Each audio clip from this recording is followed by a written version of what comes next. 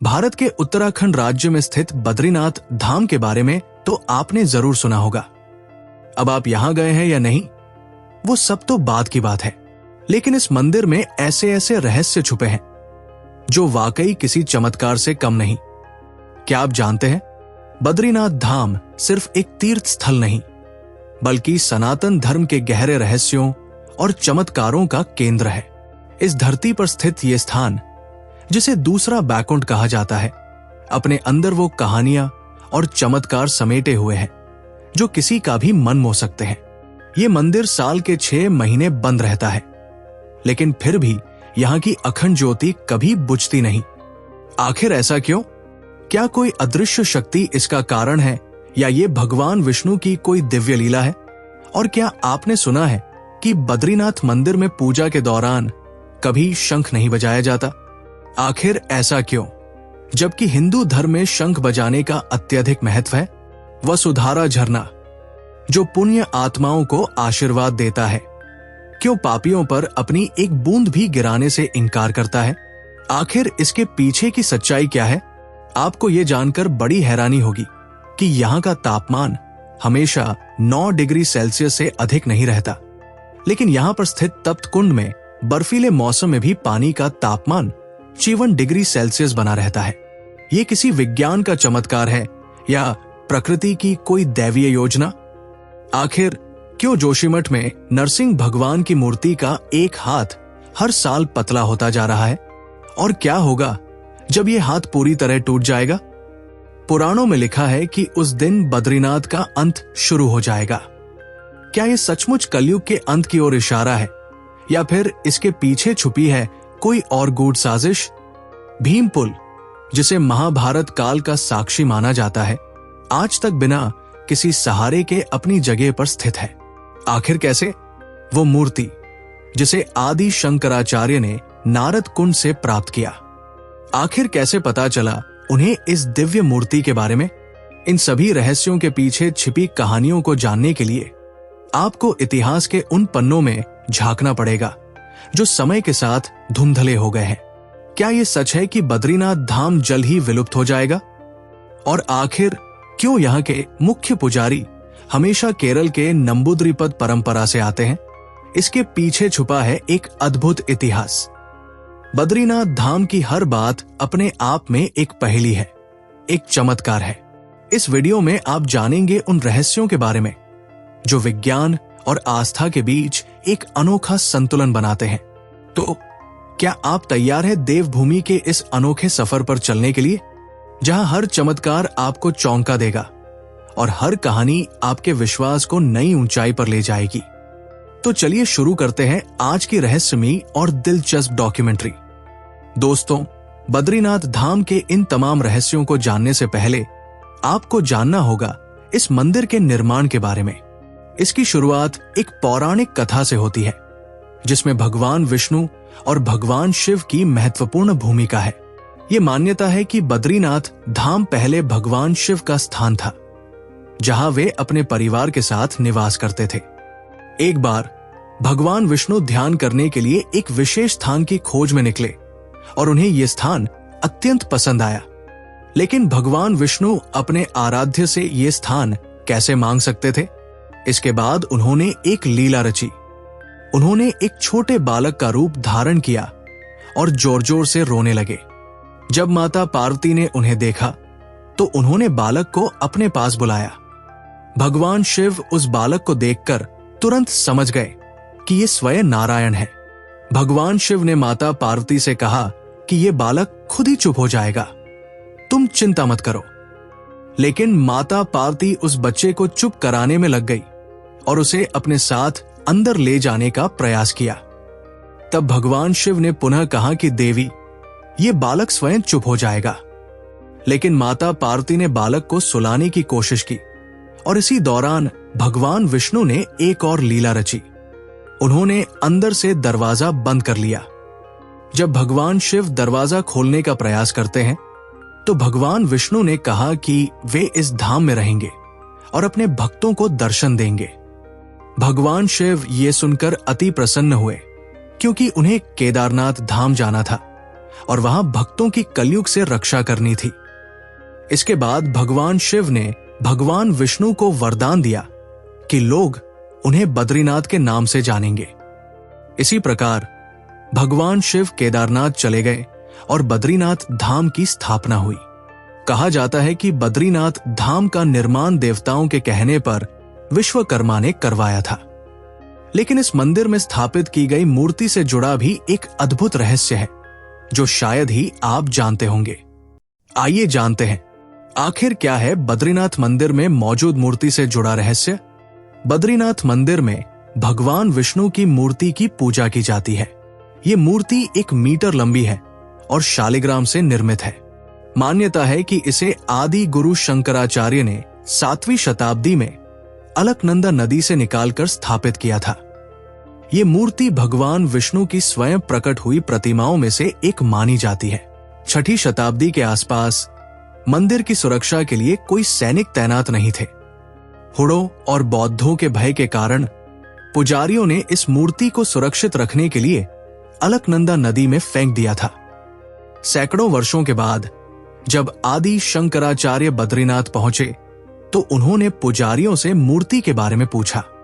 पुजारियों ने बताया कि मूर्ति को हमारे पूर्वजों ने सुरक्षा की दृष्टि से अलकनंदा में फेंक दिया था, लेकिन हमें यह नहीं पता कि उन्होंने किस दिशा में मूर्ति को डाला था। यह सुनकर शंकराचार्य ने ध्यान लगाया और अलकनंदा की ओर चल पड़े। अचानक उन्होंने नारद कुंड में छलांग लगा दी। ये देखकर पुजारियों में हाहाकार मच गया, क्योंकि नारद कुंड गहराई और विशालता के कारण बेहद भयानक था, जिसमें किसी का जीवित बच पाना मुश्किल था। लेकिन शंकराचार्य देव पुरुष थे। जब वे बाहर आए तो उनके हाथ में बद्री विशाल की मूर्ति थी। शास्त्रों के अनुसार बद्रीनाथ मंदिर में विराजमान भगवान नारायण की पूजा 6 महीने मनुष्य और 6 महीने देवता करते हैं। जब मंदिर के कपाट बंद होते हैं तब उनकी पूजा जोशीमठ में स्थित बद्री विशाल उत्सव मूर्ति के रूप में होती है।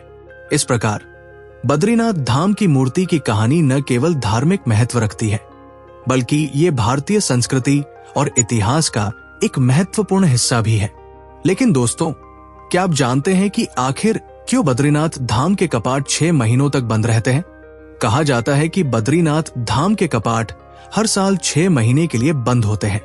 यह खास तौर पर मौसम की स्थिति के कारण होता है, क्योंकि अक्टूबर से नवंबर के महीनों में यहां तेज बर्फबारी शुरू होती है, जिससे आवागमन के रास्ते बाधित हो जाते हैं। इस वजह से श्रद्धालुओं की सुरक्षा और सुविधा के लिए मंदिर के कपाट बंद कर दिए जाते हैं। कपाट बंद होने के बाद पूजा का कार्य जोशीमठ में स्थित नरसिंह मंदिर में बद्री विशाल उत्सव मूर्ति के रूप में जारी रहता है। कपाट बंद करने की तिथि विजयदशमी पर घोषित की जाती है और आमतौर पर अक्षय तृतीया के दिन फिर से खोले जाते हैं। लेकिन दोस्तों, हैरानी की बात यह है कि मंदिर बंद होने पर भी आखिर क्यों नहीं बुझती इस मंदिर की अखंड ज्योति? आखिर इसके पीछे की सच्चाई क्या है?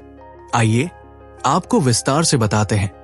बद्रीनाथ धाम की अखंड ज्योति का अत्यधिक महत्व है, जो इस मंदिर की विशेषता और आध्यात्मिकता को दर्शाती है।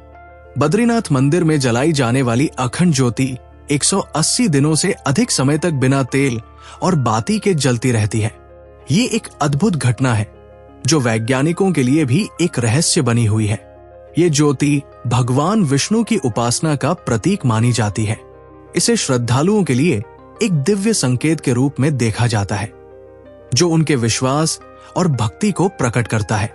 जब मंदिर के कपाट बंद होते हैं तब भी ये ज्योति जलती रहती है, जिससे ये दर्शाता है कि भगवान की उपस्थिति हमेशा बनी रहती है।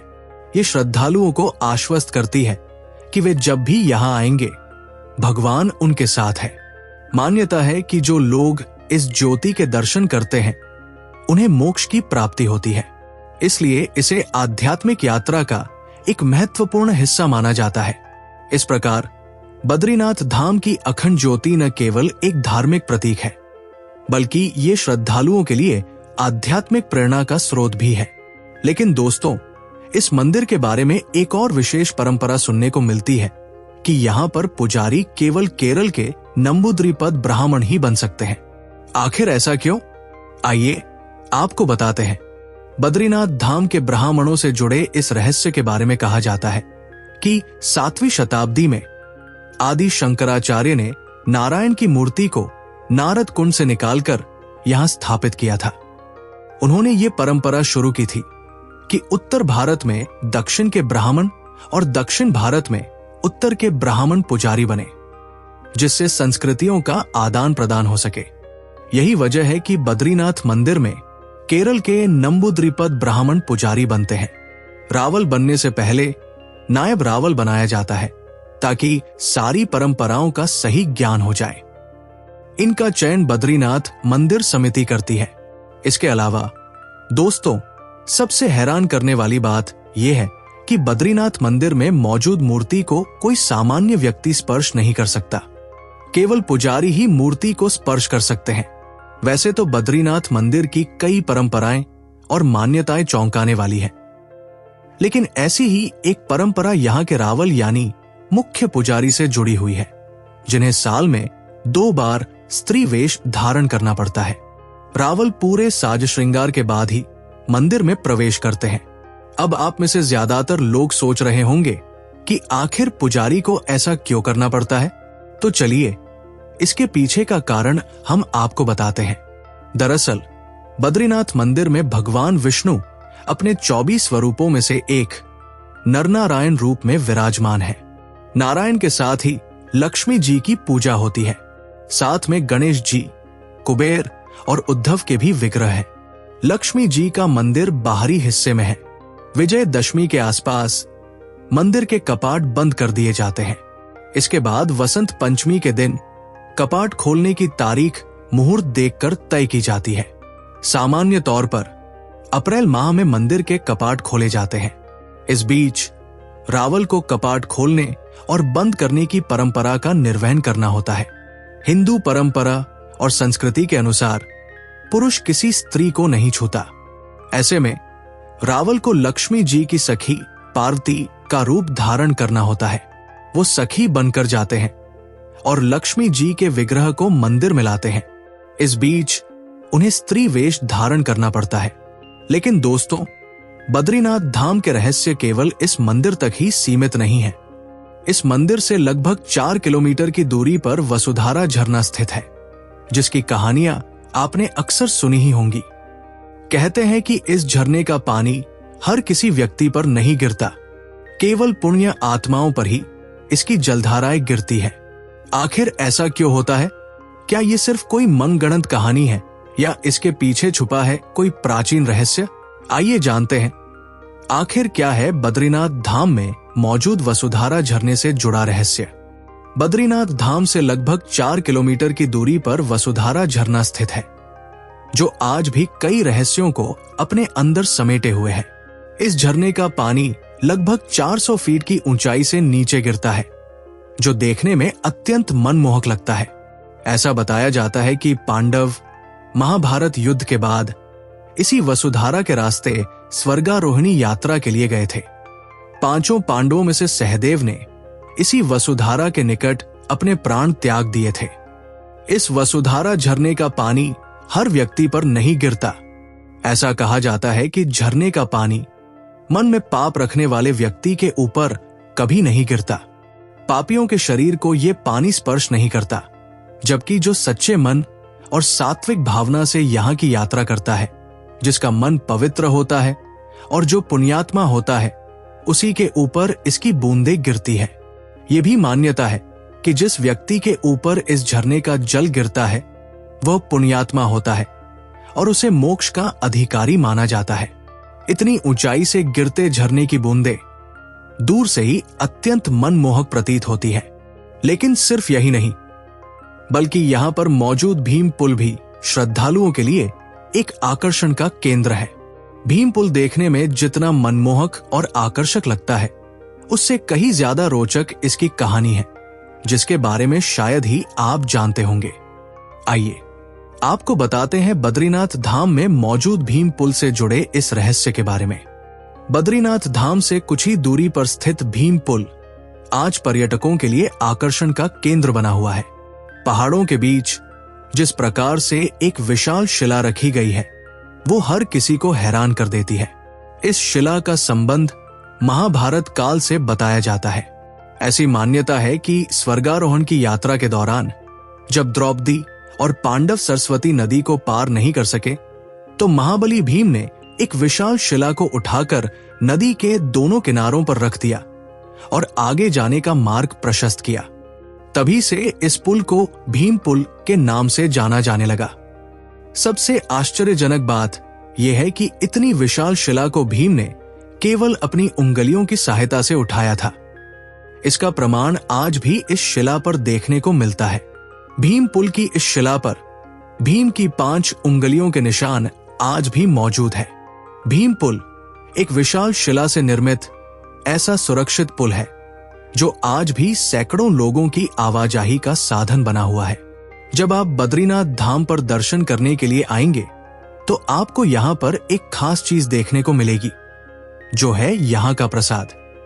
इस मंदिर में दिए जाने वाले प्रसाद की भी एक अलग कहानी है। यह प्रसाद आप चाहे कितने ही दिन क्यों न रख लें, वो खराब नहीं होता।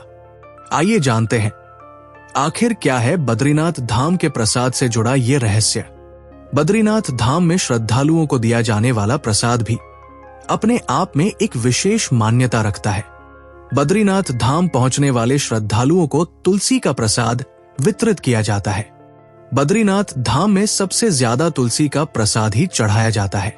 इसके पीछे का सबसे बड़ा कारण यह है कि तुलसी बद्रीनाथ के आसपास के इलाकों में बहुतायत में पाई जाती है। स्थानीय लोग इसे केवल भगवान को अर्पित करने के लिए ही तोड़ते हैं।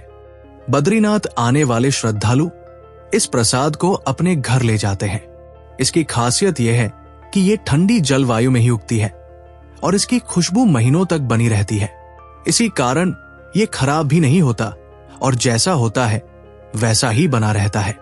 बद्रीनाथ धाम में आपको एक तप्त कुंड भी देखने को मिलता है जो अपने आप में बहुत ज्यादा रहस्यमय है। इस तप्त कुंड को सूर्य देव का निवास स्थान बताया जाता है। लेकिन आखिर ऐसा हुआ कैसे? ये सवाल आपके मन में जरूर उठा होगा। तो चलिए आपको बताते हैं आखिर क्या है बद्रीनाथ में मौजूद तप्त कुंड की रहस्यमय कहानी। वैसे तो बद्रीनाथ मंदिर चारों ओर से बर्फ से ढके पहाड़ों से घिरा हुआ है, लेकिन यहां से कुछ दूरी पर एक ऐसा कुंड स्थित है जहां ठंड के बावजूद भी इसका पानी हमेशा गर्म रहता है। इसका नाम तप्त कुंड है। इसे भगवान सूर्यदेव का निवास स्थल भी माना जाता है। पौराणिक मान्यताओं के अनुसार जब भगवान सूर्यदेव को भक्ष भक्षी की हत्या का पाप लगा था तो उन्होंने इस पाप से मुक्ति पाने के लिए नारायण से उपाय पूछा। तब नारायण ने भगवान सूर्यदेव को बद्रीनाथ धाम में मौजूद इस कुंड के अंदर तपस्या करने को कहा। तभी से इस कुंड को सूर्यदेव का निवास स्थान माना जाने लगा। यह कुंड हमेशा पानी से भरा रहता है। इस कुंड के आसपास का तापमान हमेशा 9 से 10 डिग्री के बीच रहता है, जो इतना कम होता है कि सामान्य पानी भी जमकर बर्फ बन सकता है। लेकिन इस कुंड के पानी का तापमान हमेशा 54 डिग्री रहता है, जो काफी गर्म होता है। ऐसी मान्यता है कि इस कुंड में स्नान करने से व्यक्ति को चर्म रोगों से हमेशा के लिए मुक्ति मिल जाती है। इस कुंड की सबसे हैरान करने वाली बात यह है कि इसे बाहर से छूने पर पानी काफी गर्म लगता है, लेकिन नहाते समय इसका पानी शरीर के तापमान के समान हो जाता है, जिससे स्नान करने पर शरीर जलता नहीं है। यह सच में आश्चर्यजनक है कि जहां आसपास का तापमान इतना ठंडा होता है कि नल का पानी भी जमकर बर्फ बन जाए, वहीं इस कुंड का पानी हमेशा 54 डिग्री पर रहता है। हमारे सनातन धर्म में शंख का विशेष महत्व होता है, लेकिन क्या आप जानते हैं कि बद्रीनाथ धाम में शंख बजाने पर रोक है? आखिर ऐसा क्यों? इसके पीछे की कहानी शायद ही आप जानते होंगे। तो चलिए आपको बताते हैं बद्रीनाथ धाम में शंख न बजाने की इस कहानी को। मान्यता के मुताबिक मंदिर के प्रांगण में तुलसी भवन नामक स्थान पर एक बार लक्ष्मी जी ध्यान मुद्रा में बैठी थी। उस समय भगवान विष्णु ने शंखचूड़ नामक दैत्य का वध किया था। भगवान विष्णु नहीं चाहते थे कि उनकी ध्यान साधना में कोई विघ्न आए, इसलिए उन्होंने शंख नहीं बजाया। तभी से बद्रीनाथ धाम में शंखनाद नहीं किए जाने की परंपरा की शुरुआत हो गई। यही कारण है कि यहां पर शंख बजाने पर रोक लगी हुई है। बद्रीनाथ धाम के 5 अनसुलझे रहस्य। क्या सच में होगा इसका अंत? बद्रीनाथ धाम, जहां भगवान विष्णु स्वयं निवास करते हैं, रहस्यों से भरा पड़ा है। क्या आपने कभी सोचा है कि यह पवित्र धाम हमेशा रहेगा या फिर एक दिन सच में लुप्त हो जाएगा? इस पवित्र स्थान से जुड़ी कुछ रहस्यमयी बातें आपको हैरान कर देंगी। 1. नरसिंह भगवान की मूर्ति का पतला होता हाथ।